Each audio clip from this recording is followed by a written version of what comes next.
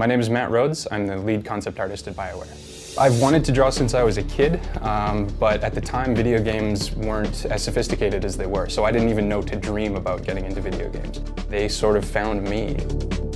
When designing your own science fiction IP, you're going to have the familiar, which is necessary because you need a place for the player to engage themselves, to sort of see themselves. But to create all the alien worlds, the alien life that surrounds you, you really, from a visual standpoint, you start playing with visual metaphors a lot. You know, hard materials like metal, there's pointiness. These little clues that you may not overtly say hard and warlike, but it just sort of tickles the back of your mind. Concept art, we found, has done sort of two jobs. One is to provide the blueprints for everything that gets made, the characters, environments, objects, everything from weapons to the magic effects, everything. But then there's also the inspiration side. So it's creating those images either early on or later in the process that get the team pumped up and that also sort of let everyone know in a very instantly recognizable way where we're going. This is the elusive man. When we were trying to figure him out, part of it was he had to remain somewhat neutral. So it was more about creating an interesting environment for him.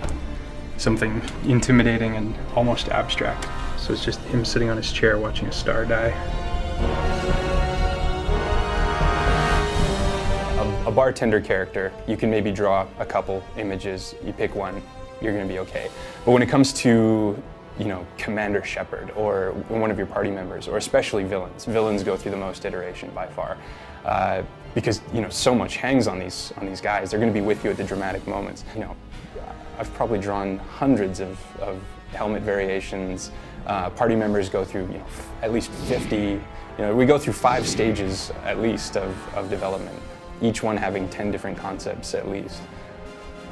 The things that get frustrating are when you're on your 100th helmet, your 200th helmet, suddenly you just can't look at them anymore.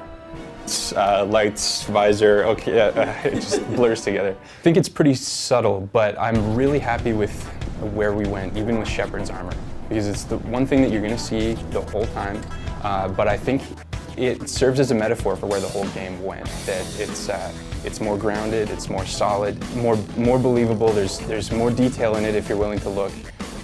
The design overall, it's just so much more resolved.